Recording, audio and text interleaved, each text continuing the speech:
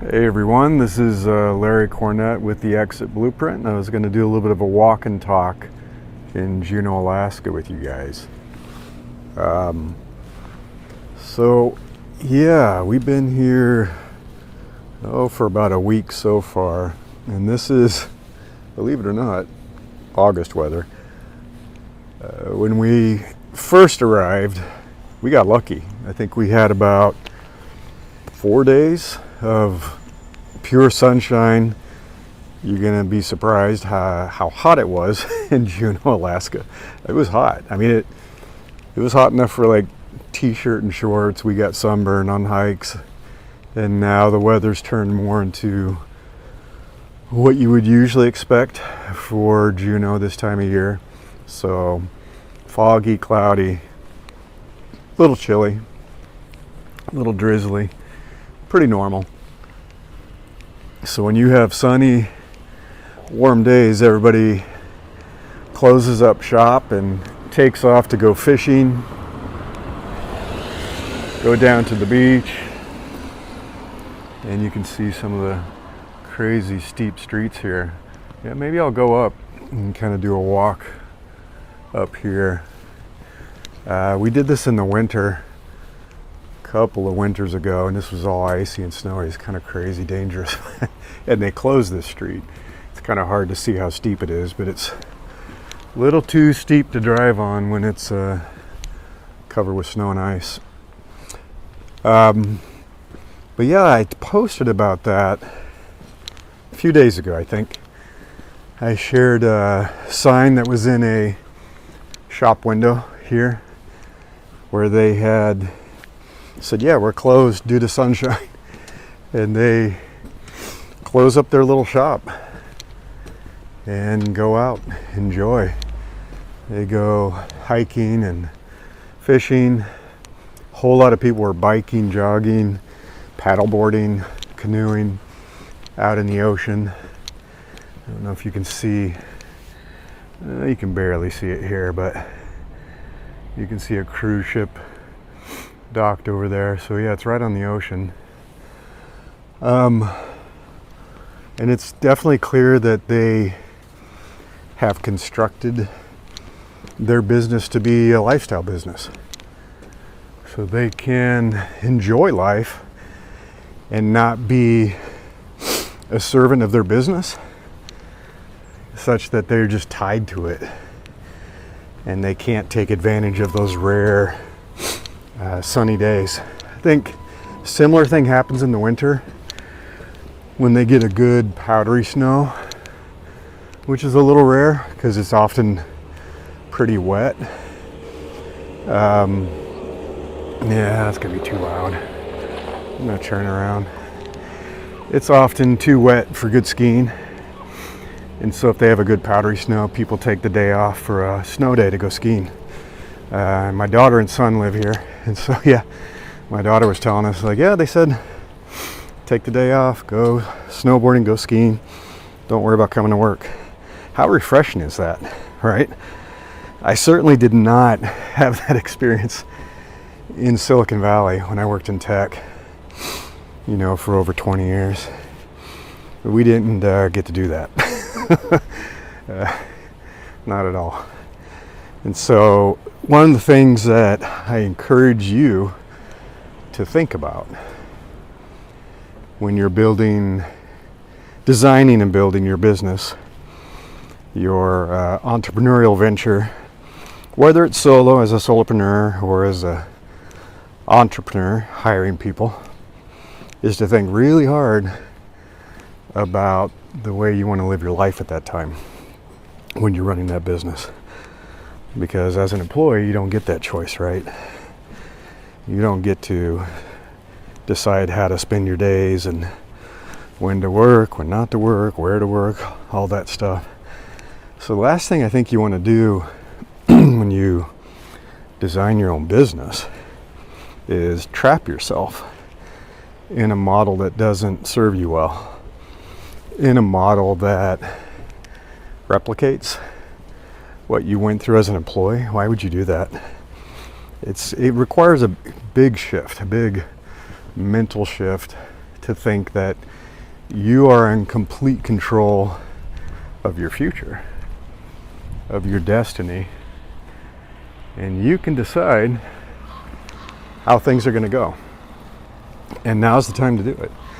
And so the whole who, what, when, where, why is in your hands. It's not in an employer's hands who's going to decide what you do, what you don't do.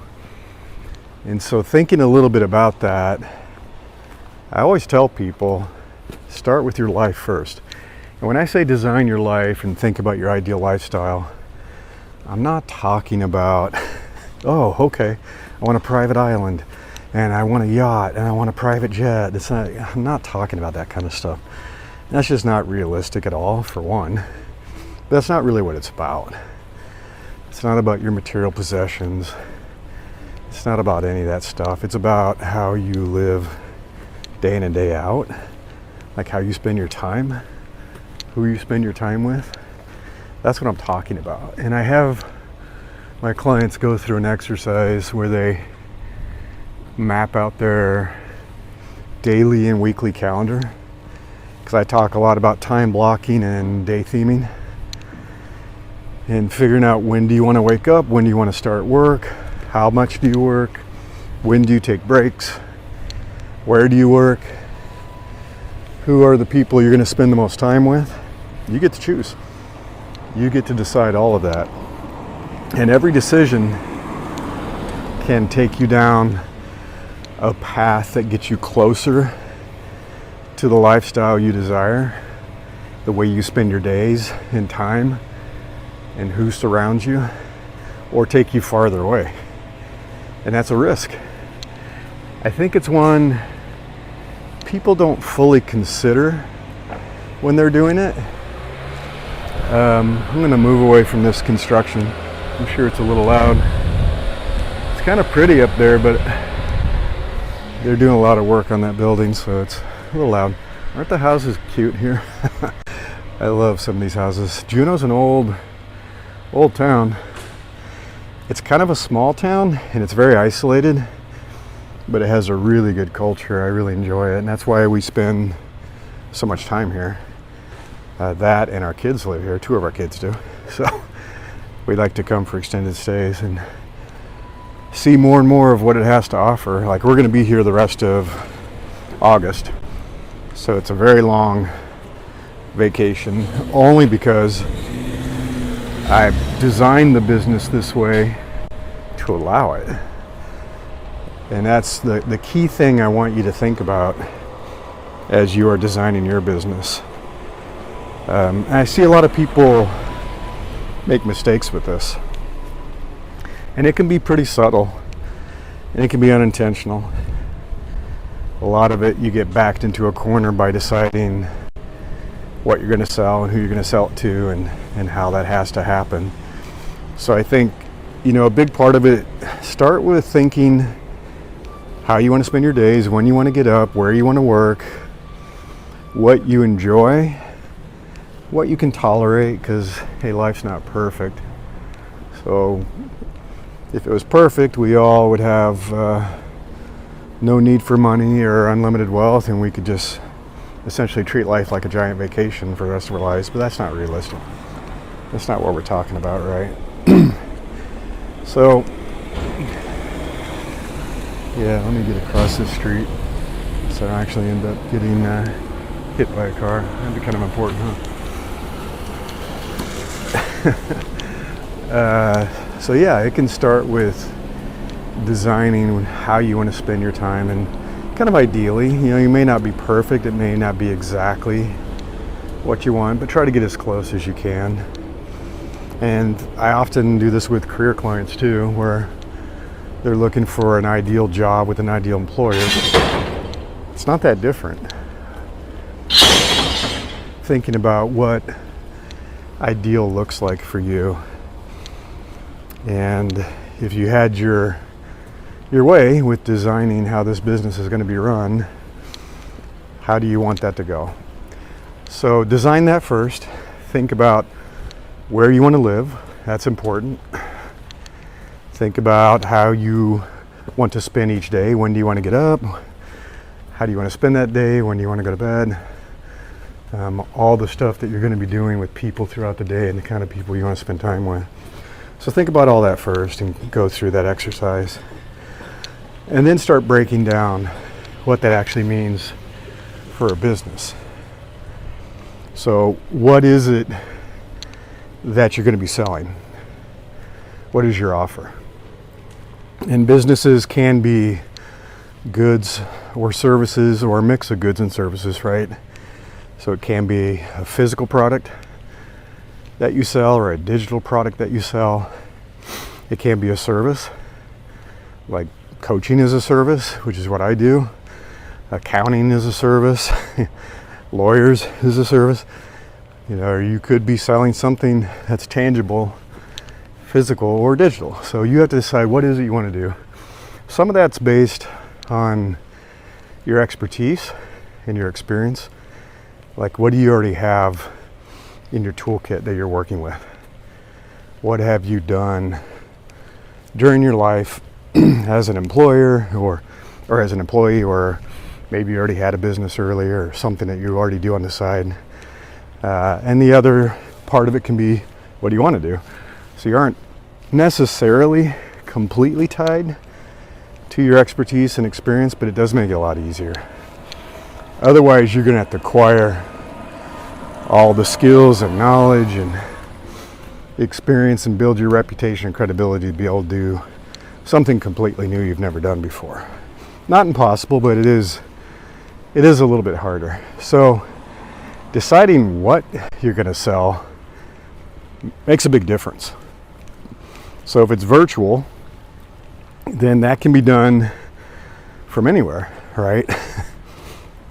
As long as you have an internet connection, some sort of device, phone, laptop, you'd be able to create that thing or that digital good or your service and offer that to customers and clients anywhere in the world.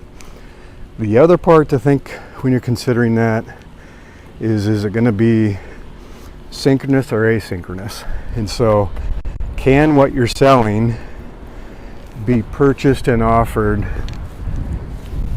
completely free of your direct time and involvement? And some stuff can, some stuff can't. There are aspects of my business, for example, that can be asynchronous, and I've done that intentionally.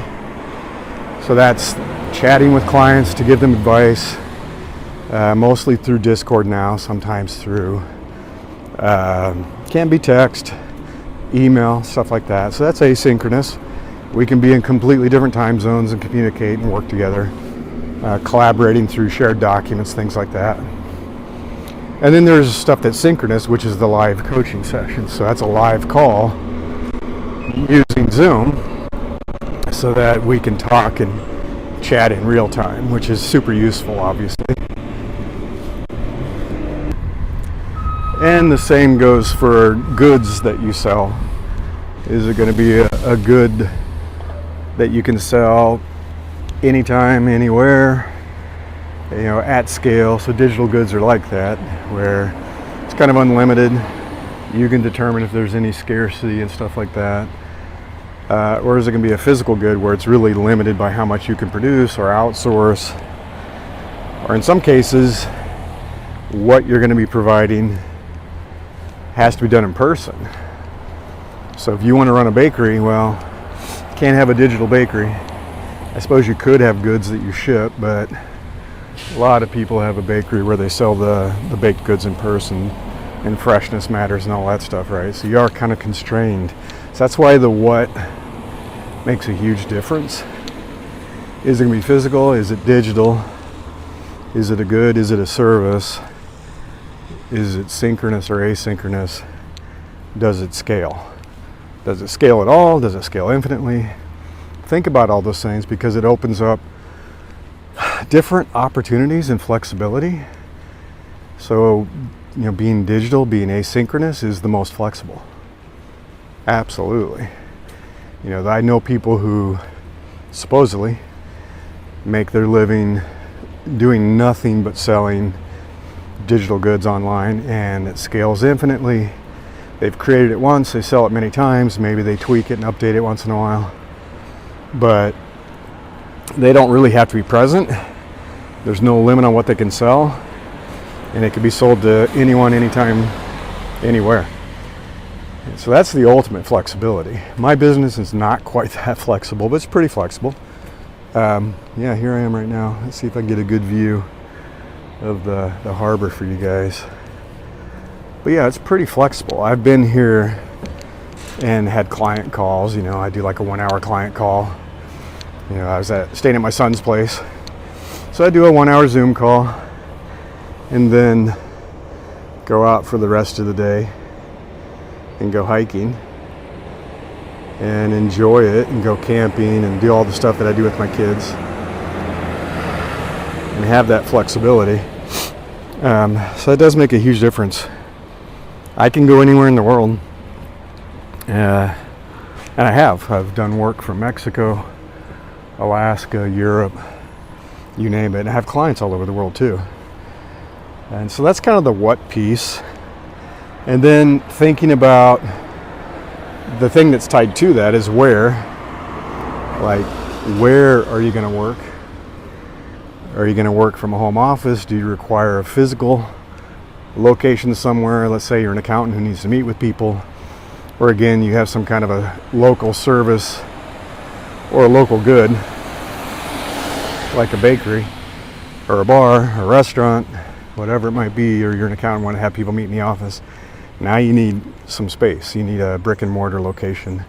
That gets a little trickier, and that ties you down a bit more, and maybe you're okay with that. Again, I'm just going to come back to, what do you want for your life? Now, while I love to travel, and I have kids located all over the place that I want to visit and see, and family in different places around the world that I want to see. You know, we went to Germany and I did some work there, so we have family there.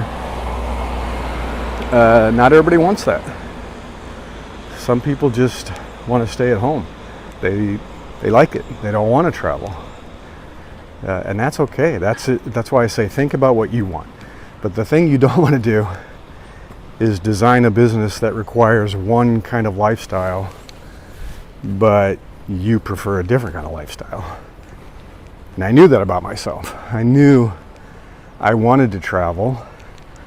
I knew I wanted the flexibility. So the last thing I wanted to do was create a business that required a presence in the physical world where I couldn't leave town. And I had to pay rent on an office, and I would feel bad if I wasn't using the office, you know, all that stuff. So important, very important. That's the what piece. The where, you know, where do you have to live and where do you have to work? So document that, because that can change where you get to spend your days. You know, when I was in tech in Silicon Valley, that was the place to be. It was the heart. And if you really wanted to have a big career in tech, you had to live in Silicon Valley. I worked at Apple and IBM, places like that. So I couldn't live someplace like Switzerland and work for Apple at the time. It really wouldn't have worked for me. So it dictated where I live. So think about that. Where you want to live may be influenced heavily by the kind of business you design and what you decide to sell. Super important. The who is important too. So who are your clients? That makes a big difference. If some of your clients are not comfortable with online and digital, let's say that you are a yoga instructor or a fitness instructor, yeah, you can do online stuff, but it's a lot easier. It's a lot easier to work with clients in person when you're doing that kind of work and service, right? Small things like time zones. Somebody asked me recently, you know, you live in California, do you work with clients in Europe? Because it's a different time zone. Either you have to get up really early or stay up late, and I've done that. I've had clients in Europe in different locations, so we'd have calls pretty early in the morning, which is okay. I'm a morning person. Working with people in India, you stay up kind of late. I remember having calls 10, 11 o'clock at night. So it's something you may not consider, but it has an impact. And if I'm a little out of breath, it's because this hill is really steep. Juneau has a lot of steep streets because it sits at the base of a mountain and goes from sea level to 4,300 feet pretty quickly. I found out when we hiked the Juneau Ridge Trail. So we did that the other day. That was 15 miles, 12 hours, going from 0 to 4,300, and then down and up and down and up. Little bits of the mountain, obviously, along the ridge. Look at the colors of these houses, so pretty. I love all the flowers. It's a very pretty little city. I like it a lot. But yeah, that does affect how you're going to operate your business. So are you selling something where somebody in Europe's like, hey, I want to be able to have this service with you? Are you available? Are you okay with getting up early to work with me? Or if you have goods, are you okay with paying for international shipping? I've had people ask that with some stuff that I had, and they're like, will you cover international shipping? It's more expensive. And it can take a long time, you know, various things like that. So think about who you want to work with. And that includes all the information about those people, which I think people don't think about. If you've worked in the tech industry at a big place like Google or Amazon, Apple, even Yahoo, eBay, where I worked, who are our clients? Who are our customers? Everybody. Every single person with a wallet is a client of ours, right? So we don't care. In some cases, it was even children, right? So it could be young, it could be old, men, women, all kinds of folks. So this is your chance to determine that. Who do you want to help most? I talk about that. That's a big choice you have to make when you're designing your business and designing what you're going to sell. It's like, who are the people I care about helping? And maybe it's not driven so much by that demographic decision. Maybe it is. Maybe you really want to help women start a new business. I have a client who's doing that. She wants to empower women who are starting their first business and really feels passionately about that. So she doesn't want to coach men. She doesn't want to coach, I don't know if it's, experienced people, I should say, that have been running businesses and they're like, hey, I'm trying to scale my business from 2 million to 50 million. Well, that's not what she's about. She's about helping a first-time female business owner make that transition, be successful, and enjoy the freedom that comes with that. Have more time with friends and family, you name it, that kind of thing. So that's what she's all about, right? And I have other people who are working on educational products that really want to help children, and specifically children with learning disabilities, because they suffered with it. They were frustrated, made their life pretty miserable as a young child. And they said, no one should go through that. I want to help these young children with learning disabilities succeed in school and life. Super important to them. You don't realize how noisy a little city is until you try to walk around and record in it. Sorry if there's a lot of street noise. Wow, another very steep street. If you look all the way down, you can see the cruise ship in the distance. All the way down at the docks, and this is a very steep street. I've actually seen people skateboarding this. I am not that brave. And snowboarding, I saw somebody do that in the winter. Again, I'm not that brave. But yeah, super important to think about who you want to help. And you can choose. This is your business. So I know things are different when you work for an employer who makes that call. And they have all kinds of rules and laws and stuff they have to think about. But you can decide, yeah, I don't want to work with men. Or I don't want to work with children. I just want to work with people over the age of 18. That's totally your choice. You get to decide that. So that's the what, that's the where, the who, And then the how is somewhat tied into the what, right? How you're going to offer what you sell depends a lot on what you're selling. So yeah, if you want to provide fresh cupcakes and that's your thing, it's gonna be hard if you live in California to provide very fresh cupcakes to somebody in Romania. You know, it's like, that's gonna be an interesting challenge. A lot of people don't want to deal with that. And how fresh are they? I suppose you deliver them on dry ice and ship them quickly. I don't know. I'm not into cupcakes. But how you do what you do, how you work, how you provide that service, again, that's your control, which is nice. What an amazing thing. Because as an employee, you don't get that choice. You are going to use their tools, their software, their processes, and you don't get to use your favorite tools. You know, if you have to use Microsoft Teams, tough. Don't care if you like Zoom. You don't get to do it. And if they want to use Slack, tough. You don't get to use Discord. Or if you're like, I don't ever want to do a phone call again. Everything I do is going to be provided through chat and asynchronous collaborative documents. Well, you work for an employer, they're like, no, you take calls with customers. You don't get a choice. So it's kind of nice. This is finally your decision to decide how you're going to work, how you're going to provide all that stuff, the way you're going to make it all go down, the pricing. I mean, you get to choose, right?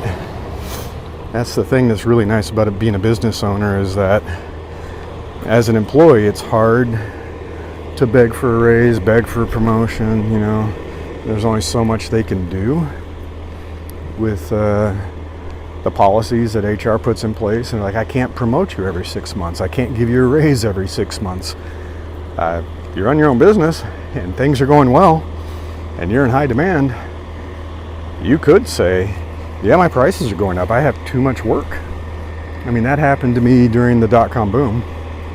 I was a little design agency and I had way too much work, too many clients, and I was getting too much inbound interest, and so I just kept raising my prices until that slowed down.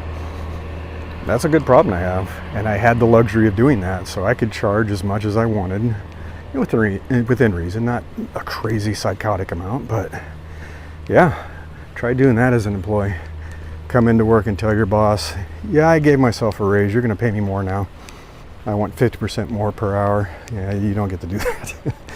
So yeah, your pricing is obviously a big part of how you're going to offer your service. So you could do things like hourly, you can do packages, you can do retainers, which I love. I think that's a great model.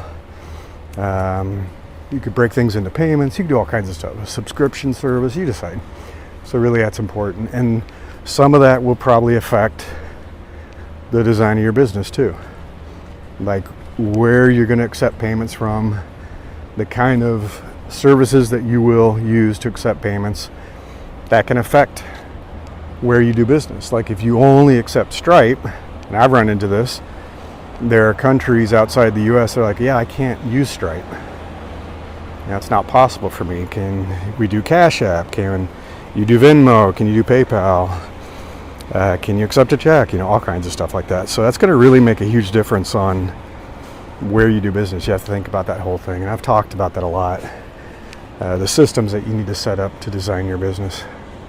Very important piece. You know, and the other thing I talk about is the why. And I know this feels touchy-feely, but yeah, I'm kind of looking at the why right now. Why I designed my business the way I did. Why I thought it was so important to do it in a way that let me work from anywhere and anytime, be able to travel. And so yeah, here I am in Juneau for the whole month, almost the whole month of August. And that's only possible because of the way I structured things. And that my why, it's really, you know, a few things. One is my children. I absolutely love spending time with my children. And it means a lot to me to be able to travel to see them because they're young adults now. They don't just drop everything and come home. They have jobs, they have lives, they have significant others. And so if I want to see them and do things with them, I go to them now. How can I do that if I'm tied to a physical location selling a physical product? Like, I can't leave the bakery, I can't leave the bar. Sorry guys, I'll see you in a year. I didn't want that. And my why is my children. Another big why I talk about all the time is freedom. I don't like being constrained. I cannot stand being constrained. That was the hardest part for me being an employee for so many years, is feeling completely controlled by an employer and a job and the way they wanted me to work and where to work and how I did my work. I can't stand that. I put up with it for over 20 years, right? Not anymore. I can't do that anymore. That's why I left in 2010 and never went back. I'm kind of done with it. So freedom's a big thing to me. And the other big thing is being in nature. So we're going to go backpacking tomorrow. We're going to go load up, go up to a cabin and spend a couple of days. And it's very remote. And we have to hike in, carrying backpacks. I love being in nature. I love being in the forest. We hiked the mountain. Like I said, there was 15-mile ridge trail, 12-hour hike through wilderness. So nature's important to me. And to be able to enjoy that, my health and wellness is super important to me. I talked about that too. I've talked about that many times, that my corporate career was not good for my health at all. I was overweight, out of shape, probably on the fast track to an early death, and I had to do something about it. And so I did. I started in 2009 and started working out, lifting weights, running, lots of hiking.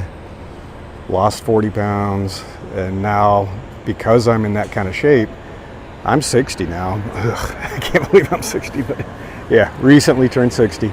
But I can keep up with my kids who are in their 20s. And we can hike up the mountain and go backpacking. I carry all my own stuff, and I wasn't going to be able to do that if I stayed on that path. So that's important to me too. So that's the why. That's my why. So the question for you is, what is your why? Why do you want to do this?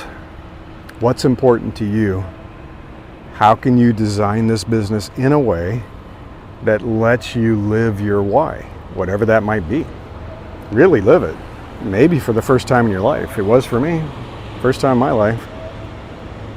Sometimes I can't believe it. Sometimes I have to remind myself that I structured my life this way on purpose. And I get to do it. I think I've mentioned this before. For a few years, I used to sit in my home office and work, and I was like, what am I doing? I don't need to sit here and stare at a wall all day and a computer screen. Well, that's what I used to do. I don't know why I adopted that. So even though I was working on my own in my own office and my own time, I was still sitting in an office, a home office, staring at a screen. I was like, what have I done? I've kind of replicated some of the stuff I really hated about having a job. Like, why am I doing that? And so I had to remind myself to make a change and to get out more often and work wherever I wanted to. And yeah, a big part of that was, getting a decent laptop and a phone and heading out, working at a coffee shop, working at a brew pub outside, working at a park, working at a ski resort, working here. So now, yeah, here I am working from Alaska. So yeah, that's what I wanted to share with you today, is to think about how you want to design your life, what you want it to be like day in and day out, and to very carefully and intentionally design your business to support that, and make sure you're not designing parts of your business that are going to constrain you and won't let you do what you enjoy and live the way you want to live. And that's important. So map it all out, create a business plan. That's the whole idea behind my exit blueprint. This is why I tell people, build your exit blueprint to design your business before you quit your job. So you're not panicking, worrying about money and going, oh no, I got to make money in 30 days or we're going to not be able to pay our mortgage or pay our rent and pay our insurance. It's like, no, do this while you're employed and have a paycheck so you're not feeling stressed and rushed. Be very intentional, be very careful about how you're designing it. And I have an entire, really detailed living workbook document that becomes essentially your business manual. that starts from the very beginning of everything I'm talking about all the way through to your systems and getting things up and running with the transactional stuff, testing it, making sure it's validated and is working, and making some money for you before you scale it and say, okay, now I'm comfortable, now I can quit my job. That's the exit blueprint. That's the whole idea behind it. So reach out to me. You can go to newsletter.invinciblesolopreneurs.com and easily find ways to get in touch with me. Set up a free call. I always have a 30-minute free call for people, and we can talk about what that looks like for you to design your exit blueprint so that you can do things like perhaps go to Alaska if that's what you want. Not for everybody, but it sure is for me. I'm going to try to turn it around and see if I can see you guys before I say goodbye. All right. I don't know if you can see me, but hope you enjoyed this. Hope you enjoyed a little walking tour of Juneau. Take care.